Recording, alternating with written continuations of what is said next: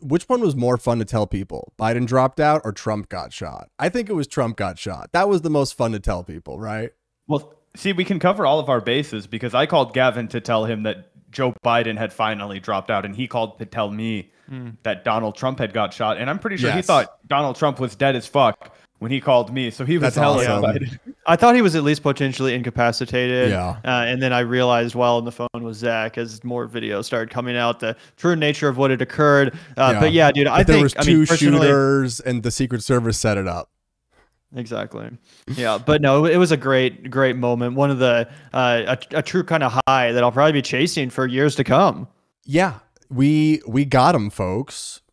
We got him. Mission accomplished. We nailed this guy. We tweeted this into existence. We put this out there, and for the first time, online politics took over, and we're part of the elites now. I mean, I just got to give it up to Nancy. I got to give it up to the Queen, Nancy here. I mean, for setting all this up. I mean, for saving democracy. I mean, truly one of the only people that's actually like knows what to do. She is the mastermind. She's the queen. She's incredible at what she does.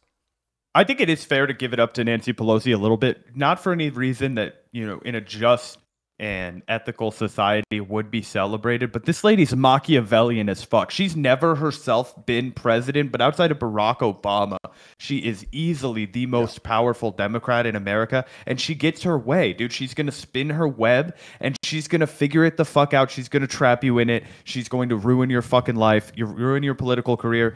And as the quotes came out, she was putting the nuts to fucking Joe Biden. She was like, we can do this the easy way or the hard way, Joe. And could you imagine? She looks like the mother in the movie Brazil, right? With her face all squished back and, her overdone makeup. Well, the crazy thing is that she's 84. She's actually older than Joe Biden. And far more lucid. She just looks But scary. far more lucid, clearly still far more effective. And yeah, unlike a lot of the old people who basically make up the entirety of Joe Biden's hardcore base, other than like the Destiny subscribers or whatever, Nancy Pelosi luckily had no solidarity for her fellow, elderly. She was like, you got to go, Joe. I don't give a fuck, even though you're actually younger than me.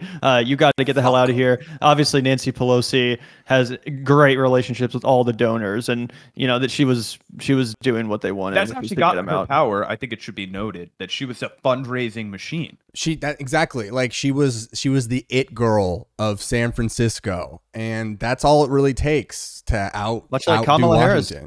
You need someone that can throw events, someone that throws parties. That's what all you need right there. And yeah, much like Kamala Harris.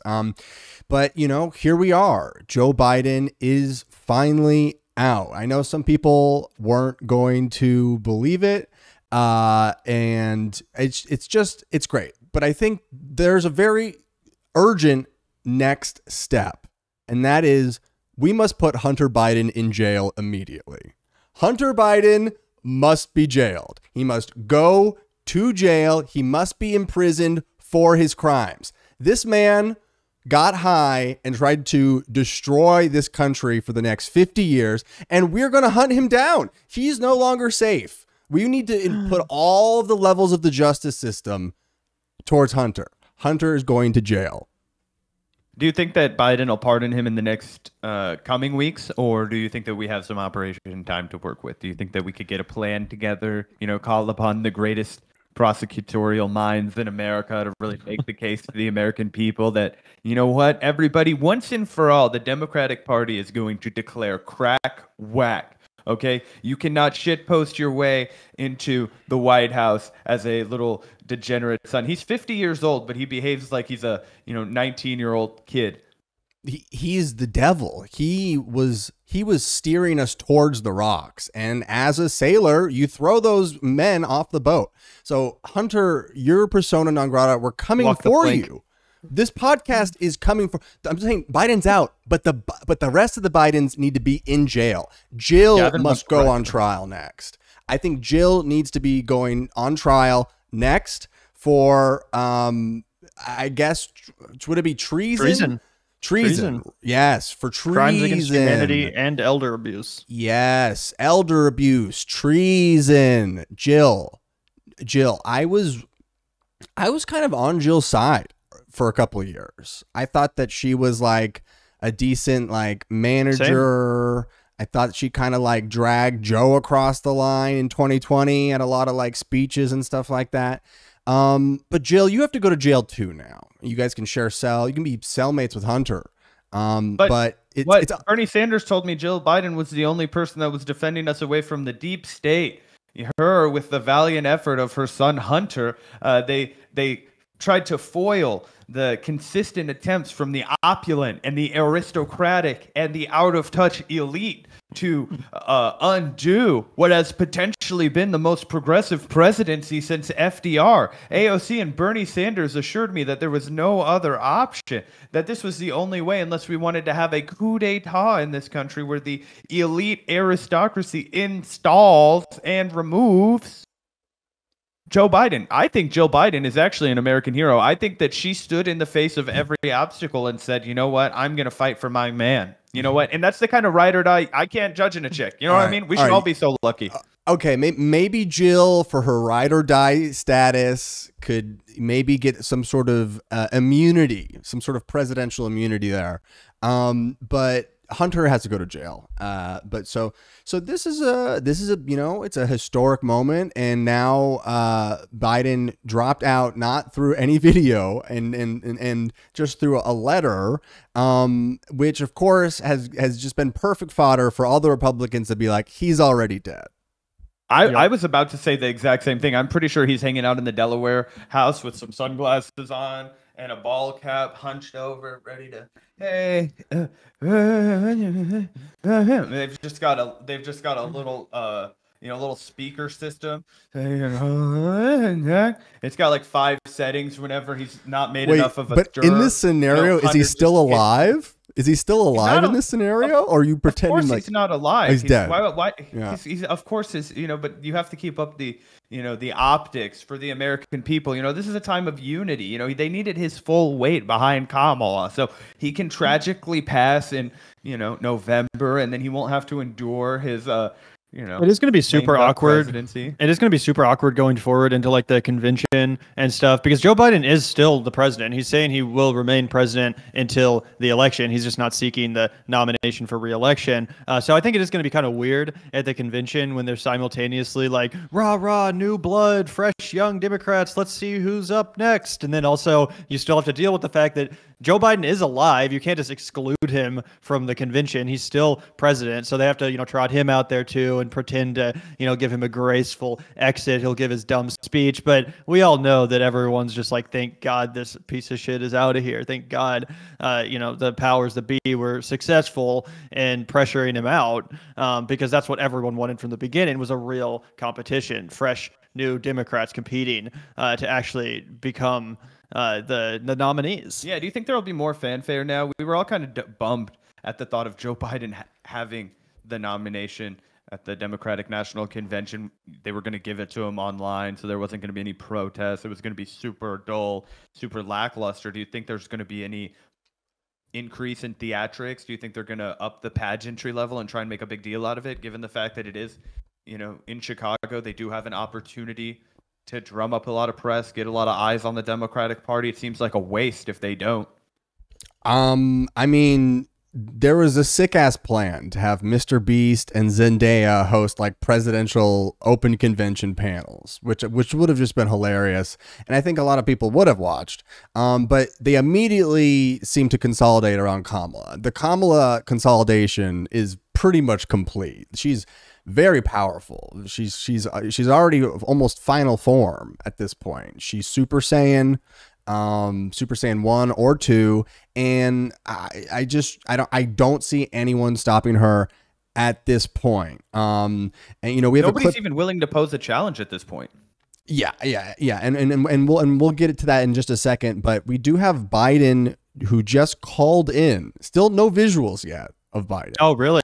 But Biden did just call in to Kamala's speech, and was over the phone. So let's get a little bit of this here. He still technically has COVID, right? That's why he can't do an official, Uh-oh, I lost you guys. Gavin, I lost you. Just your mics. We're in the dark. All right, well, you guys work on that. I'll play the clip. It is so good to hear our president's voice. Joe, I know you're still on the call, and we've been talking every day. You guys heard it from Doug's voice. We love Joe and Jill. We really do. They truly are like family to us. And we do, everybody here does. It's mutual. I knew you were still there. You're not going anywhere, Joe. I'm watching you, kid. I'm watching you, kid. I love you. I love you, Joe. Incredible. No. It's something happened with the mics. Let's see.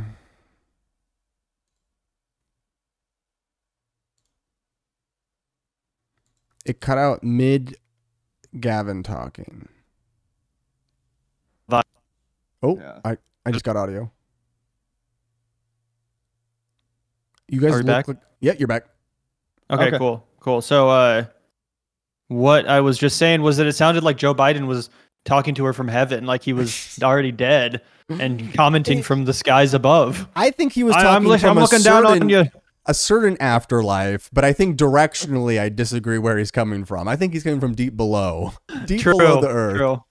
That's why that's why he sounded funny. He was hollering. He was hollering up for, through a very long tube. There wasn't enough anguished screams and cries, or He is still alive, but he got thrown in the hole that Bane got thrown into. I mean, sorry, Bruce Wayne in the Bane movie, Batman 3. Dark Knight 3. I'm down here, Joe. Also, have you noticed, guys, that the last several Biden appearances, specifically that Morning Joe phone call that also didn't have any visuals, a lot of people immediately started saying that at least parts of it sounded AI generated. And obviously, I'm not saying that's true, but I do think it's one of the annoying things about AI is that now we just constantly have to hear people speculating every time any piece of audio comes out, or even video, frankly, going forward, that is this AI? Is this AI? Well, especially with Joe, because Joe is the first AI speaker, because his words are such mush that, like, when an AI makes a mistake, you're like, that could just be a Joe mistake. Exactly. Yeah, 100%. That is interesting, though. He genuinely, in that clip at least, he sounded pretty chill. It almost does make me think that this has been something he came to terms with maybe a while ago, a little bit. I think that, but also I think there's actually a possibility that, he actually came to this decision or was basically told what was going to happen like a week or two ago. And the reason why they timed it out this way was to perfectly drop the announcement right after the RNC, to steal the spotlight, take the thunder away from the GOP and the assassination attempt.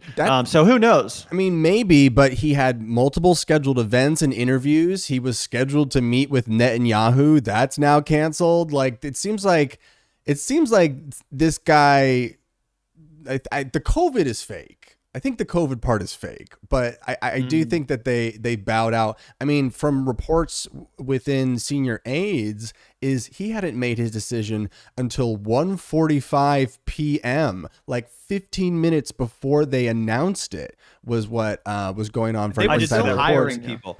I know they were still hiring people on Friday because they were still trying to like make people bend the fucking knee. They were like on calls, like getting people's endorsements and stuff. And then we're finding out, like checking their fucking Twitter timeline, that Biden had dropped out. Like, this man is arrogant and selfish to the fucking very end. I think he's just been an insane, impossible to handle comms disaster.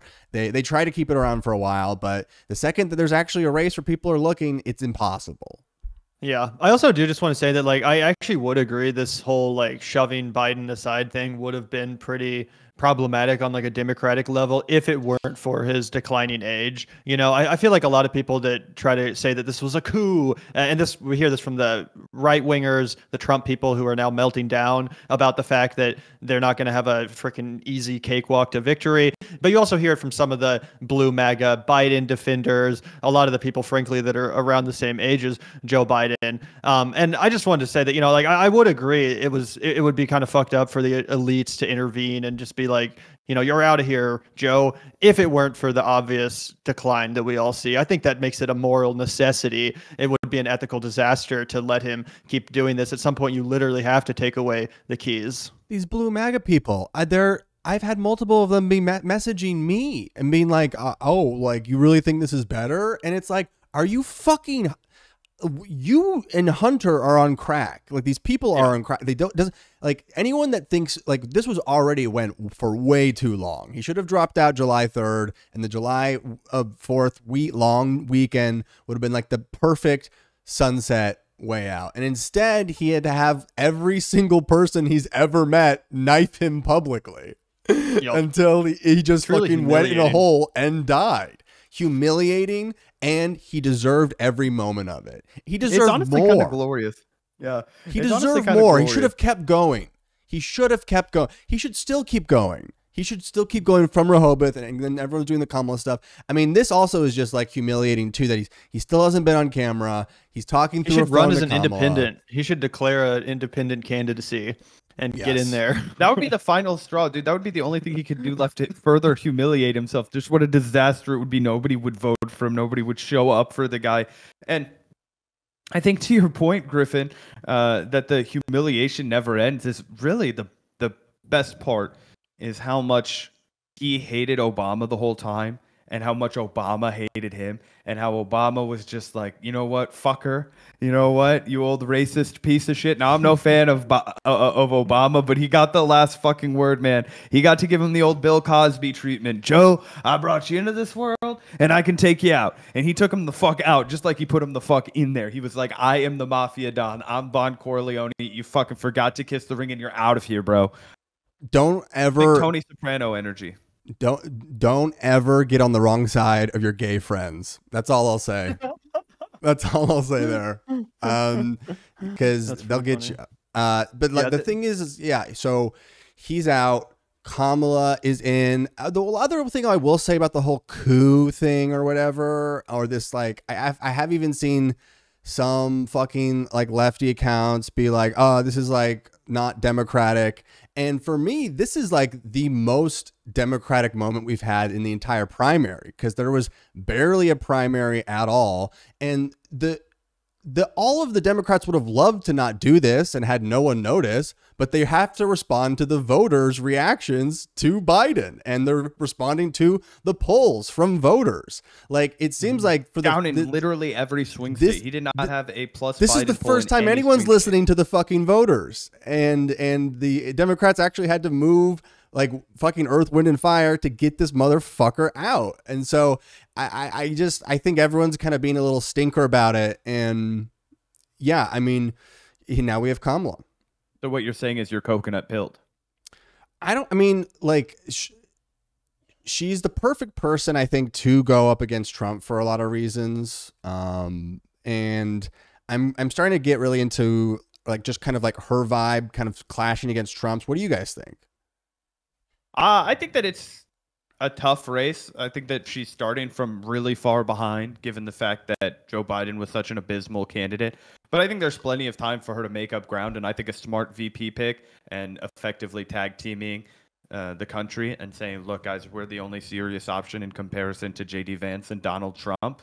We are going to restore normalcy. We're going to restore dignity. We're going to bring the temperature down in this country. Yeah, I think she definitely has a chance. I think she has a real chance, honestly. And I think that too many people also are down on Kamala because of how poorly she did in the 2020 Democratic primary. And of course, that sounds reasonable to be like, let's compare, her last election and how she did in that race to how she might do in this current one. It seems like sound analysis, but I really don't think that it is, because it's really a hugely different thing to run in a Democratic primary versus a general election. If you're in a Democratic primary, you're taking all this heat from your left. Essentially, you're constantly on defense toward the left flank, who's attacking you and, calling you out and painting you as a conservative and stuff. You're not really dealing with that in the general election because the attacks that Trump and Vance make against Kamala are just going to be of such a completely different nature than the ones that like Bernie Sanders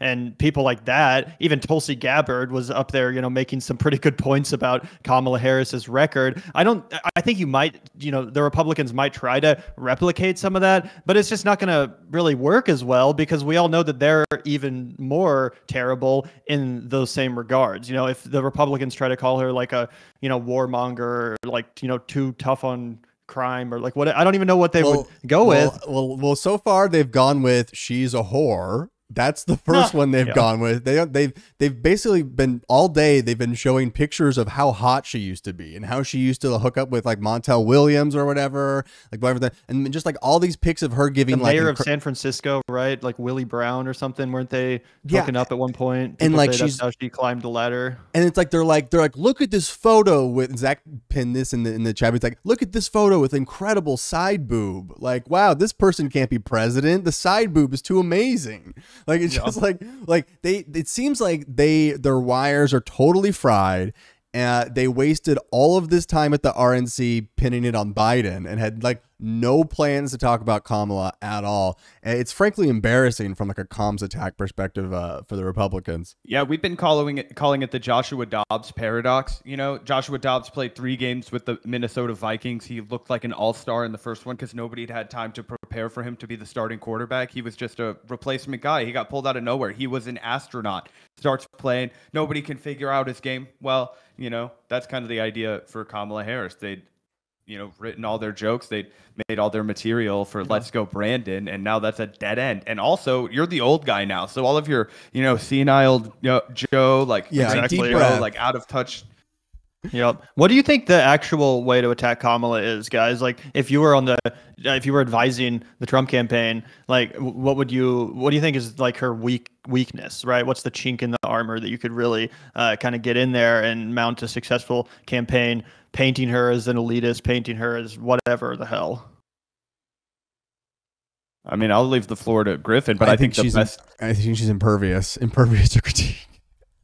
I don't know. Like, yeah, I mean, you could probably something really nasty and mean. They're going to have to just be like that. She's like incompetent, I guess. I mean, I don't know. Like, they really have to start from square one on this. Because I'll tell you what they will do is they will go with racism and misogyny. Yeah, they're going to go with, oh, she doesn't have any children. Oh, she doesn't have a stake in the future of America. That's a big one I saw. Do I think that's going to be effective? No. It's going to be effective to the rabid Republican base already, but it's not going to be effective to swing state voters. So my guess is, what's the best target for swing state voters? I mean, I would say go after her for something about how like she never actually won any election. She's just kind of fallen into she's not positioned to be a good president, but that doesn't really work. No, they're not she won go her for Senate it. race, right?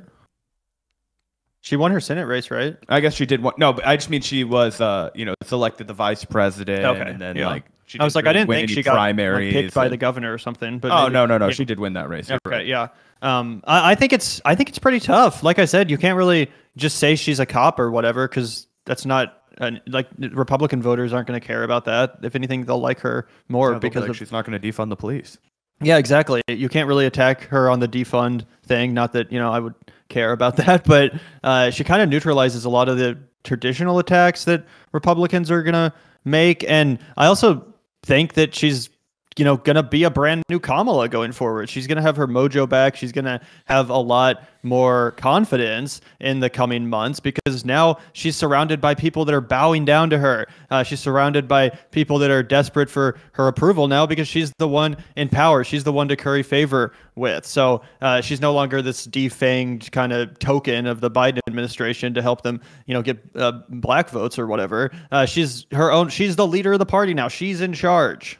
Yeah, I mean, they fucked her for years in terms of like any kind of visibility. They're like, oh, go fix immigration and then also capture Santa Claus and bring him to the White House. Like, it's just like every mission was like insane and like a fantasy. Like she didn't get to do anything cool. They hated her. And guess what? Who's on top now? I mean, I bet it feels so good to be her and just be like, fuck these guys.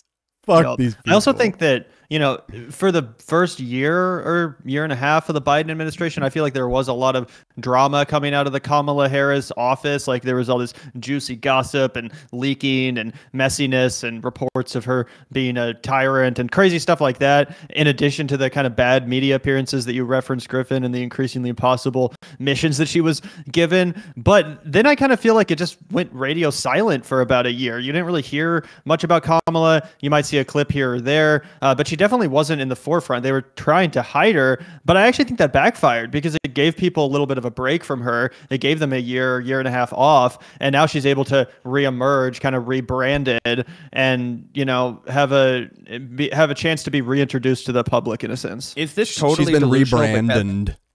rebranded? Yeah, Gavin and I were talking about this earlier. It's probably like a 5% chance, I would say. I want to know what you think the temperature is, Griffin.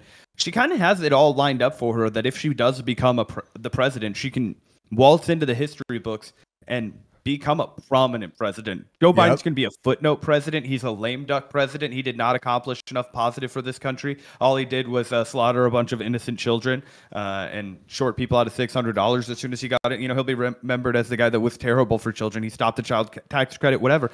Kamala Harris, if she can find 1 or 2 pieces of legislation to pass during her time in presidency, assuming she's able to win. And if she could appoint a Supreme Court justice to replace Sotomayor, yeah. Mm-hmm. Is it too delusional to think that she may actually accomplish 1 or 2 of the progressive priorities that Joe Biden claimed to support but never had the backbone or the political ambition to get done? Gavin and I were thinking of things like raising the minimum wage. Seems like an easy thing for Kamala to do as a win. Potentially she could come in and cancel student debt in a way that Joe Biden wasn't able to fight on. Do you think that's all totally delusional? And she'll be another, kind of like stasis candidate, a manager candidate, where we get 1 or 2 pieces of minor legislation passed. I have no idea. In this moment, I have no idea. She is still coming out of the magma, and all I know is now we can win. Now they can win, and fuck Joe Biden. Like that's all I care about right now. And and she's already, in terms of the VP picks they've leaked, in terms of who they're considering, that sounds like really smart admin picks. Sounds like a very modern administration, not a bunch of fucking cranks and kooks. You think she goes Bashir? We'll get to VP picks in a second. I do think it's Bashir though. But she also mentioned that she's not showing up for the fucking Netanyahu meeting on Wednesday. Good sign. So, and she has started to leak over the last couple months that she kind of really wants a ceasefire, and it maybe wouldn't exactly be handling things exactly the same way. Now, maybe that's wishful fucking thinking, but it's certainly better than the fucking little freak that we've had in there this whole time. So that's something interesting. But ultimately, I'm just amazed at how bad like Trump can't counter her at all. Like this might actually be a win. Like he's like, oh, she's laughing, she's cackling, she like the RNC's like, well, you want a president that laughs? Like how about joy? Like, oh, that like laughing is not serious. Like what's serious is like fucking crying about trans people all day. That's serious. The best thing about Kamala's laugh, too, is that it's a real laugh. So many times when politicians laugh on the campaign trail, it's this like faked, phony bullshit. But the clips that they compile and have been trying to spread of Kamala laughing, they actually genuinely like make her more likable because she's genuinely expressing emotion in a human way. She's actually laughing in a way that kind of makes you smile because it's exactly just always good like, to see someone laugh. And Hillary's response to Trump was always, "How dare you, sir?" Which is just not fun. What's fun is admitting that Trump is funny, but a silly little man that shouldn't be taken seriously. And I think she can do that on a debate stage. And we've already seen they're fucking dodging the debates. Trump's already dodging the debates. They're already coming up with reasons why he doesn't have to debate Kamala. They're like, oh, well, we scheduled it with Biden, so them's the rules. It's like, you fucking little bitches. It's crazy. But, fucking Gavin mentioned weird laughs or when politicians can't laugh, which reminded me of this new clip that came out here today. And from the opposition. It is the weirdest thing to me. Democrats say that it is racist to believe, well, they say it's racist to do anything. I had a Diet Mountain Dew yesterday and one today. I'm sure they're going to call that racist too, but it's good. When you can't even get the SEALs to clap for you, honestly. When they can't even muster a chuckle. Oh, and this is like, I mean, Mountain Dew, that's a big brand. You should get more of a ride from that. Ooh. Ooh. God, that last part is so brutal when he realizes the crowd is not with him. Yeah. Just Bro, like, do we have the what? I can throw this You one can up find too. it.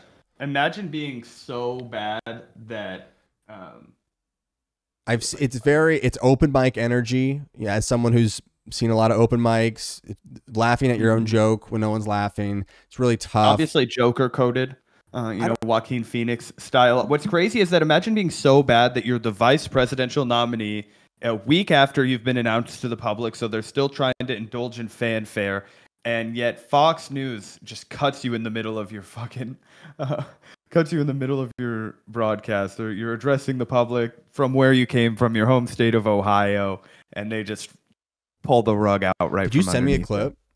I put it in the chat for the general clip. Yeah. Did you? Let's see. It says "Welcome to General." Sorry, I can send guys. it to you Guys, directly. we're trying out new stuff. How do you guys like our background? Are people gonna take us seriously now? Oh yeah, dude, we're very serious. This is the most serious. It's very This serious. one. Oh, dude. Also, I sent it to you both ways, so there we go. Embarrassing, At the swimming humiliating pool. stuff. Actually swimming at the swimming pool, and somebody brought over their phone and showed me the news that Joe Biden had. All right, you've been listening to J.D. Vance giving his first solo speech since becoming Donald Trump's running mate, 9 days after the attempted assassination of. What was he gonna say about that swimming pool? It's just like when we're live and we see people start to drop off of the stream. So it's like, all right, we got to change to the next topic. That we're going to lose the crowd, people. That's what happened at Fox. They're literally watching people tuning out, changing the channel, and they're like, "Fuck, come on, say something that's not anything but this fucking absolute loser." I think JD tells stories worse than Biden. Because at least from Biden, he's like telling you something that happened 1,000 years ago. And it's so full of historical cliffhangers because he has to remember what happened, right? Or he'll make it up, so you're not sure what he's going to say. But JD is like making up a story that he remembers from like reading Shiloh. And then like it's just so boring. I mean, just no fucking charisma. They have to be kicking themselves so hard right now because you pick JD when you think that you're waltzing into like a fucking 538 level victory, and you don't pick him in any other time because how do you not see? I mean, like what's also interesting about JD, he had a lot of clips where he went viral for being really serious and having a really serious speech about Israel or about the elites. But then like he's brought out is this shucks yuck, like right, it's weird shit, and it's not his lane.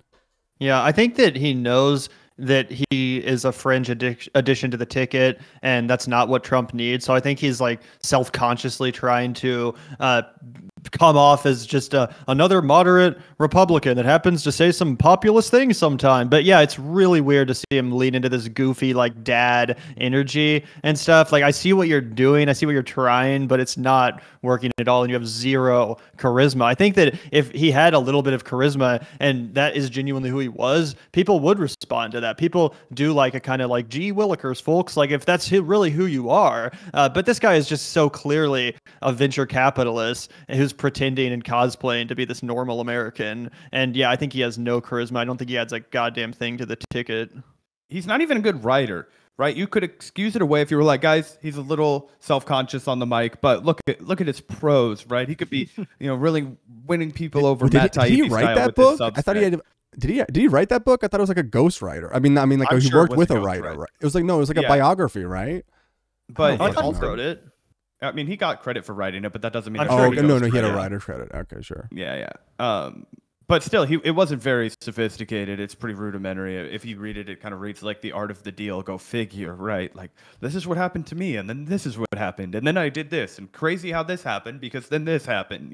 Just very rudimentary narrative building. But he's clearly doesn't have a presence to him for as odious as Donald Trump is. he's a show, right? We talk about it. One thing about Kamala is she'll laugh off his craziness. You mentioned that, Griffin.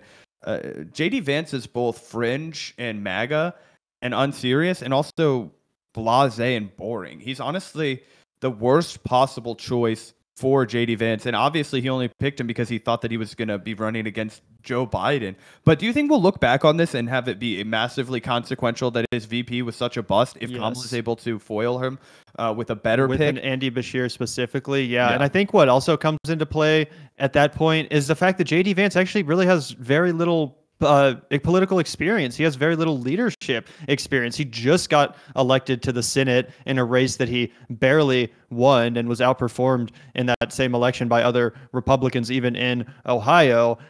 So, like, what have you done? What do you add to the ticket? Andy Bashir, if he's picked, will not only contrast with the Appalachian, heritage and stuff like that, but also he can say, dude, I'm actually the governor of Kentucky. I haven't just been like this venture capitalist who, my billionaire buddy got me elected to the Senate a couple months ago or whatever. Like, no, I've actually been doing shit. I've actually been leading a state, governing people, and not even a blue state, a freaking red state. He's actually been uniting Americans under a common agenda, right? So I think that immediately JD Vance is going to wilt under that scrutiny when people realize what a phony he is, when people realize he has no credibility as a leader. Have you seen that picture of Andy Bashir's family? It is the whitest, insane, most fucking nuclear, fucking white like Mormon. Ass Mormon. Like, yeah, they look like family. Mormons. They're like, they still wear the second skin clothes. Nick just Fuentes' wet dream. It is. Yeah, it is incredible, and it's like the whitest family ever, and they're like, and guess what? Trans people are cool. It's like it is like the Republicans' worst nightmare. They're like they're so fucking white. And I like that Bashir has challenged JD Vance to like a hillbilly off to see like who's the real hillbilly. Because on one side you've got like Bashir, who's like, this incredibly white family. He's got like he has more. I mean, his face looks way more like a fucking hillbilly than JD Vance, who was just put up here. It's like this eyeliner. What is going on? Like, you can't be the hillbilly. Trying to compete with the Brat Summer, bro. Have you seen Charlie recently? She's committed to the wing, and so is JD. I have. Yeah. He saw her set at the Boiler Room in Los Angeles, and he's been bratted out ever since. Let's just say there's a reason he's been drinking Diet Mountain Dew and not the real thing. Here's the thing. I've asked people around that know JD, that are around JD's circle, what is up with this eyeliner that's going on? And I get blank faces. I get blank stares. Never gotten a good answer. Yeah, I will say the one thing he did correctly was he took Ted Cruz's example and grew a beard, which massively helped him. I think if you look at pictures of him, pre-beard, it was real rough. Not that it's much better now. Obviously, there's still plenty of lots of material for us here. But he's like the Ku Klux Care Bear now. You know what I mean? Yeah. But yeah, just seeing how shitty and sort of like, I mean, like JD Vance isn't even entertaining, and that's before everyone finds out he was like grooming Thomas Matthew Crooks in a Discord. Like there's gonna be so many weird stories coming out from him. Wait, unpack that. I don't know who that guy is, but I do know about JD's obsession with the shooter. Oh, LOL. The Trump shooter, yeah. Ruined Griffin's joke by being dumb. Too deep of a reference, or maybe too relevant. I literally couldn't tell if we were like, holy shit, he groomed a boy. That's amazing. Why are we leading with that? He was just like in all those like weird like channels. He follows some kind of like Groyper accounts, but I guess that's like what. I mean, run of the mill Republican at this point. I feel like we all then, like, if we're all looking in our own backyard for a second, there's some crazy people on the left that I probably wouldn't be like, that's my guy. Everyone should listen to him. But I just let him chill out over there on the side. That's what most people do with the Vanguard.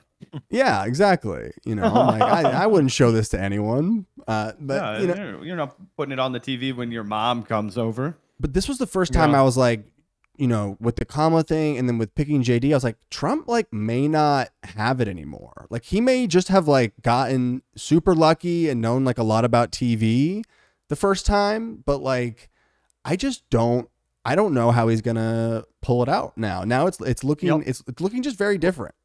I will have to take a small victory lap. A couple episodes ago, I said that Trump was peaking too soon. And it seems that I was correct. I think you guys immediately laughed me off the stage. But look, was I not kind of right? Trump peaked too fucking soon. If the assassination attempt had happened like 2 weeks before the general election, that would be one thing. But that seems like it was 2 years ago now. People have moved on. There's been like a freaking unprecedented week of Democratic Party politics. People are going to be obsessing over the DNC now. By the time the DNC happens, the RNC will have felt like ancient history. It's crazy. Yeah, the Democrats are totally back in this thing. It's crazy. I mean, Trump was literally almost assassinated 2 weeks ago, and no one gives a shit.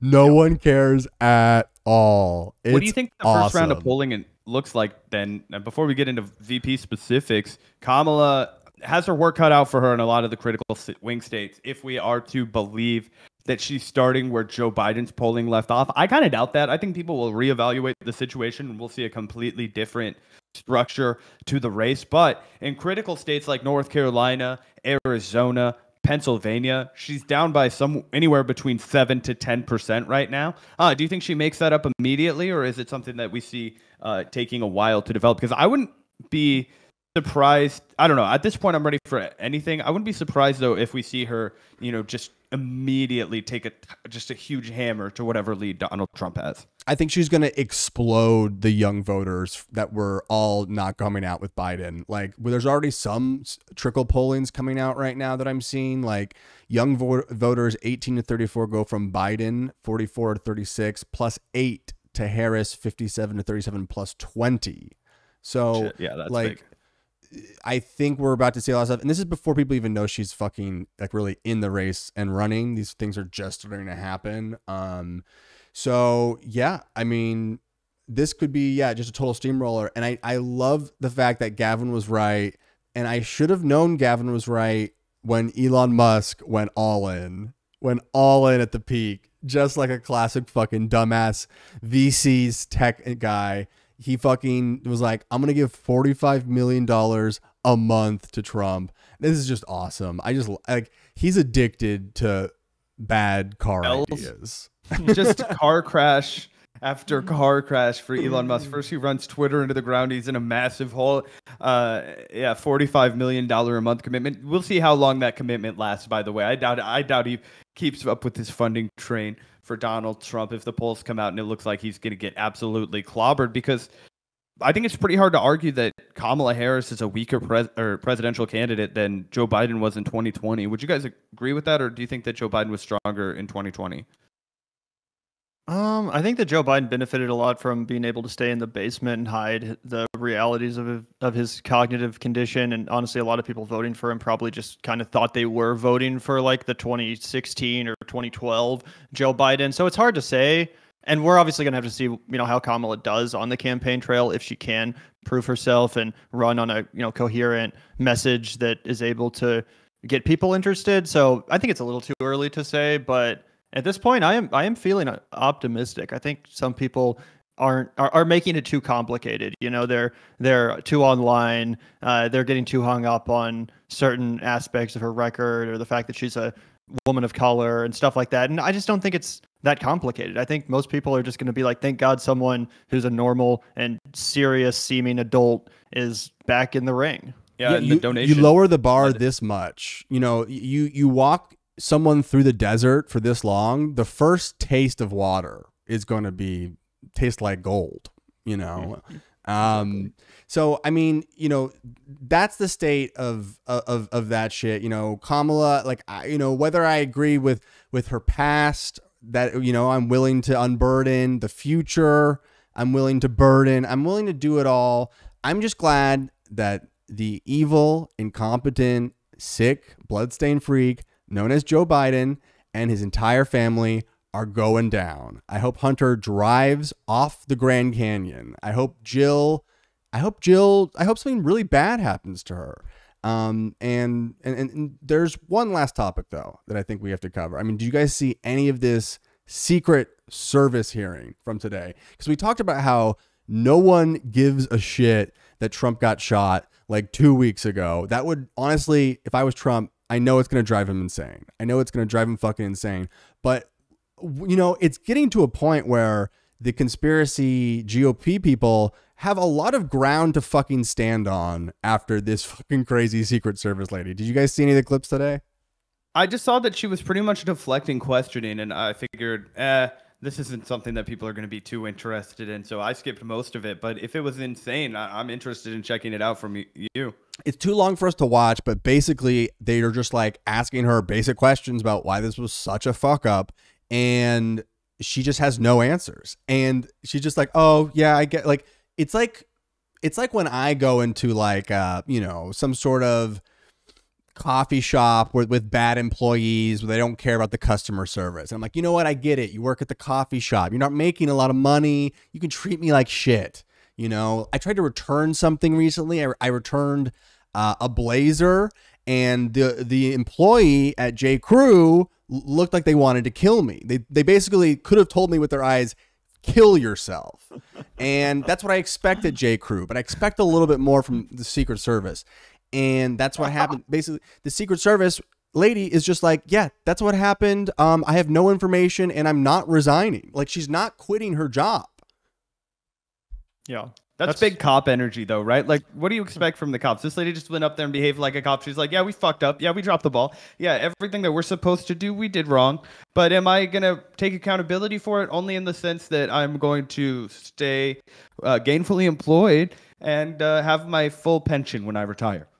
Yeah, I remember at the last press conference they had, you know, right after the assassination attempt went down, he kept deflecting by saying, well, I can't comment on that yet because the results of our, you know, investigation, the independent investigation that's currently occurring, hasn't concluded yet. So we can't really comment on anything that's happened until the results of that come out. Has the results of, you know, that so-called independent investigation, do you think they've been concluded? Was that referenced? Yes, they had Israel do it. I mean, but she basically claims that they'll like, oh, you gotta go, you have to ask the FBI, not me, because they're doing an investigation into it now. Yeah. I mean, they're still just going with that line. Why are they even doing press conferences then if they're just saying we don't have any information until the investigation's over? Yeah, I mean it's bullshit, because she should have at least more information than what she currently knows. And honestly, what she should do is fucking resign. Like, I love that she's just like, no, like, I love my parking spot, and you know, the health insurance here is just great. Like, I'm willing to like be humiliated nationally, just like screamed at by everyone in the world. It's like Joe Biden. Like, yeah, she's Joe Biden, you know. Yeah, she took a play out of his book. You know what I'm saying? But yeah, that's crazy. It is pretty wild. Here's a clip going around. I own an AR-15, and last time I shot it one time my whole life. It was 6 years ago. That is until Saturday, where we recreated the events in Savoy, Texas. We recreated what happened in Butler. I was lying prone on a sloped roof at 130 yards at 6:30 at night. And I knew that he had a scope. I didn't know what kind, red dot or magnified. So I shot 8 rounds from both. You know what the result was? 15 out of 16 kill shots. And the one I missed would have hit the president's ear. Jesus Christ. That's a 94% success rate. And that shooter was a better shot than me. Yeah, this is the Republican Katie It Porter. is a miracle President Trump wasn't killed. Corey Compatore's life is over because that damn shooter made it on the roof. It wasn't the roof that was dangerous. It was a nut job on top of the roof. You know what else is dangerous? I believe your horrifying ineptitude and your lack of skilled leadership is a disgrace. Your obfuscating today is shameful. And you should be fired immediately and go back to Garden Doritos. Mr. Chairman, I'll yield back. Man, this is the first time I've ever seen a Republican angry at the police. Normally they're like, hell yeah, going on down. Fuck you, back the blue. Well, to be honest, I love casualties of policing. They're mainly mad at the women who work for at the police now. The DEI, Secret Service. They're mad at that. Yeah. I mean, it is fucking insane. I mean, just side note, this Corey Compatore man, like, I have no sympathy for him. Fuck that guy. Fuck that piece of shit.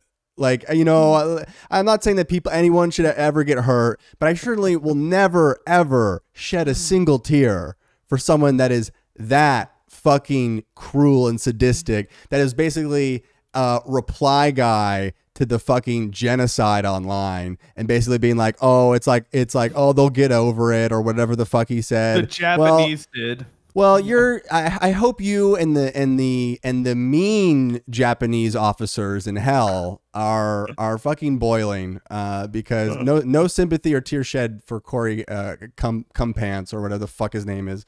And I think anyone wasting their time with that shit is like, these people fucking probably hooted and hollered when fucking cars drive into protesters or when Kyle Rittenhouse blows a bunch of people away. Like they'll cheer for anything of that. You know, I'm not cheering for it, but you know, whatever. I'm not gonna hold a moment of silence on this podcast for Corey. Do you see they spelled his name wrong on the firefighter outfit? Oh my god, the RNC. Yeah, it was awesome. That's exactly what he deserved. That's so I don't great. even think we got a chance to react to that. Isn't that crazy? Normally that would have been the whole show, just reacting to that kind of stuff. Let's find that clip. That's worth it. It's such a good one. Yeah. I was watching live and I was just like, what the hell are you doing, bro? But it's like I you know, so back to like the Trump assassination though, it's like there's a few threads that people are tracking. And the oh, here we go. Oh, yeah.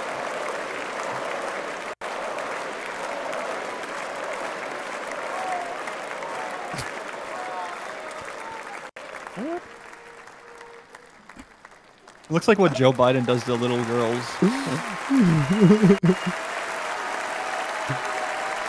Yeah, I mean, people are like, why'd you kiss it? And I'm like, I'm not sure what else you could do to that thing. You can't like shake its hand. That'd be weird. You're gonna give it I guess you could hug it. I think a kiss is fine. A salute.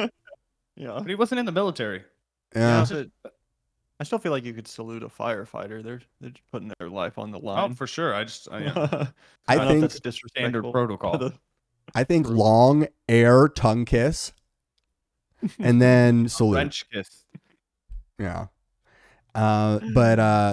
Yeah, so I mean the main threads that with the Trump assassination, going back to that people are pulling is there is a investigation into the number of bullet shells found on the site, which would then, you know, depending on, because there's a lot of audio files doing videos and theories based on the number of shots, and if it matches the number of gun shells found, which would then maybe indicate a second shooter. I would like to get ahead of the second shooter and say there was 3 shooters.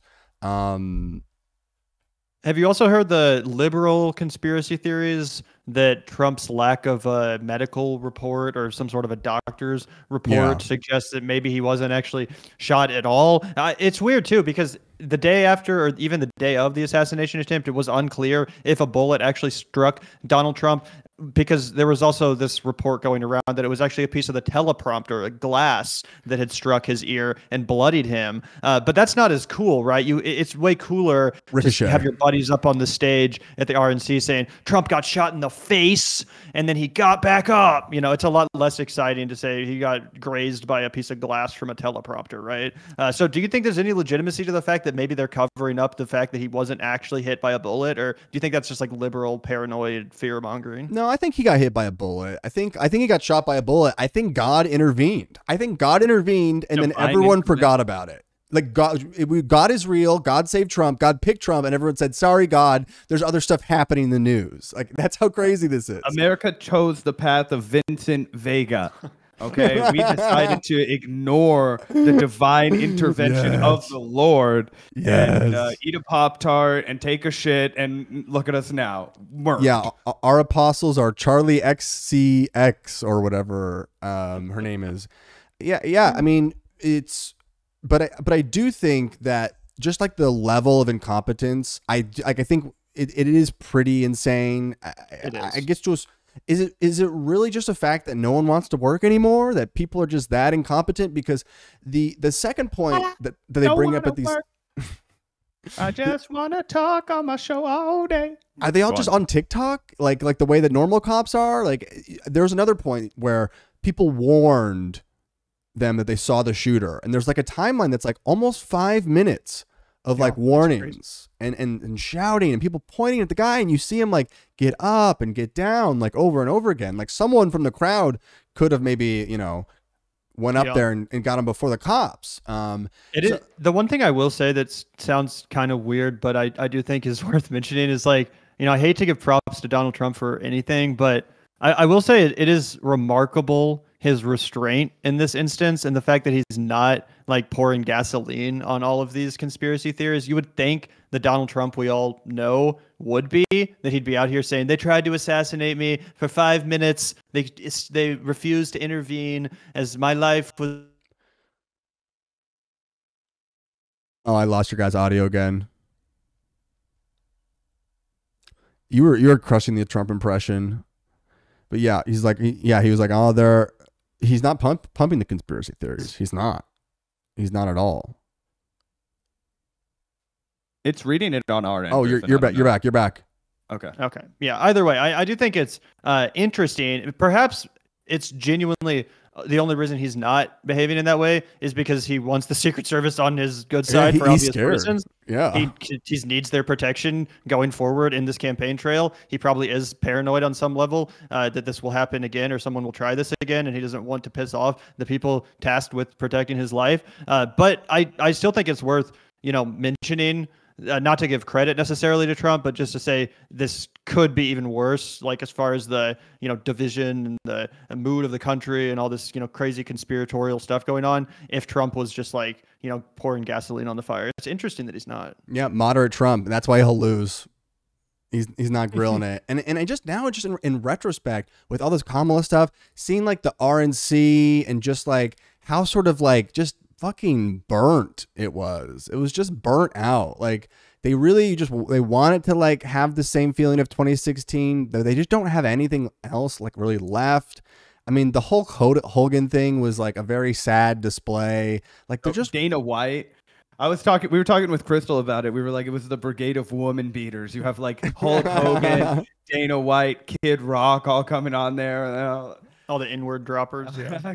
just burnt. They're fucking, it was burnt. There was nothing, it was like nothing edgy about it anymore. There wasn't anything, we weren't really, like they weren't going to like burn down the place anymore. Everyone was just, it felt like you were at fucking Leisure World, like one of those senior centers that's like a whole city town. Like it's just, it felt like you're at the lakes or whatever it's called in Florida. The Villages. The Villages. Yeah. It just felt like you were at the Villages and like with a bunch of like the most racist village people. Someone else pointed out too that it was kind of just like every speech was just the same boring version of the Trump rally talking points where he lists off all of his fake accomplishments from his previous term, but they didn't really talk about like what their plans are for the future, probably because their plans are horrifying to any normal, you know, person that might be tuning in that given night. But yeah, it's not like we really heard much more about their agenda other than the obvious stuff, like we want to do mass deportations and shit. But I was surprised by the lack of, you know, an inspiring vision laid out. They didn't even really try to. It was just like, remember how awesome it was last time Trump was president? Remember all these accomplishments that you've heard us brag about over and over again a million times already? So yeah, it was shockingly bad in my opinion. Yeah, man, that sounds like the tone of the Republican Party right there. Shockingly bad. It's looking dim. If I'm a Republican, I'm shitting my pants right now, guys. I've never ridden the road. Like, honestly, if I'm a Republican, the closest I think I can ever come to that feeling in my life was like the coming days after South Carolina, right? Like, think about how insane the high was after Nevada, right? You've rocked Iowa. You're like, fuck you, Pete Buttigieg, your stupid shadow app. You fucking tried to rob us, but we all know who the real winner was. And then New Hampshire, it's Bernie. And then Nevada, nobody's ever won the first 3 primaries and been denied the nomination. Obama makes one fucking phone call, right? Wrecks your whole world. That's exactly what happened to the MAGA base. Joe Biden made one phone call. He says, listen, Joe, I'm with Nancy. We're going to do this the hard way. Let me be clear. You are not running.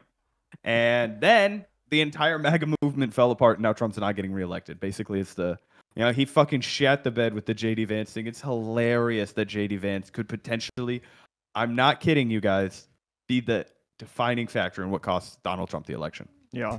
One more funny thing on the VP that I saw in an article. We talked on the previous episode, I believe, about Trump comparing J.D. Vance to Abraham Lincoln. He said he looks like Abraham Lincoln. I apparently read in another article that the reason Trump was also considering Doug Burgum is because he thought he looked like George Washington. This is what we're working with here. Trump's just picking the vice president based on who looks most like a founding father or whatever. Maybe that's why Matt Gaetz is getting so much plastic surgery. He's trying to like mold himself to look like Andrew Wilson or something like that. Like, one of the lesser known. John Adams. Yeah. Did you see the tweet that it was like J.D. Vance thinks the forefathers were four fathers in America? The ones on the monument, right? Yeah, right. Mount Rushmore. Yeah, the four gay fathers of America. It was a different time, you know. They had towel boys. What about me? Yeah, I mean, JD Vance is fucked. And oh god, do you see that stupid Lord of the Rings fucking expose on him about how he's like a hobbit or some weird shit? But like it was positive. It just didn't make. Lord of the Rings is fundamental to his understanding of politics and his worldview or whatever.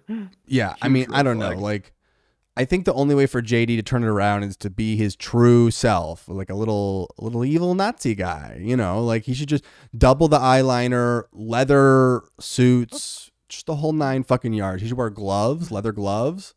He should just go for Ramona Flowers, fascist, evil X. Yeah, you know? Exactly. He needs to be one of the, he needs to look like he's in Scott Pilgrim. But, you know, I don't know. Is a better world possible? Kamala Harris has reportedly declined to preside over the Senate for Benjamin Netanyahu's address to Congress this week. She's been unburdened by what has been. Oh, yeah. This is the first time I've wanted to encourage cop violence. I think she should George Floyd him. I think she should do an illegal chokehold to Benjamin Netanyahu. Oh, we're about to get permanently banned from YouTube. Okay, let's stop recording. Folks. Assad is listening live right now, Griffin, and they're going to find it. This guy lives in Crown Heights, Brooklyn. I'm sure you have a base there. There's got to be a little Derek Chauvin inside her. Diagrams. I love Venn diagrams. I really do. I love Venn diagrams. It's just something about those 3 circles and the analysis about where there is the intersection, right? Yeah, I see people that you agree with me, right? So, okay, so I asked my team, I brought props.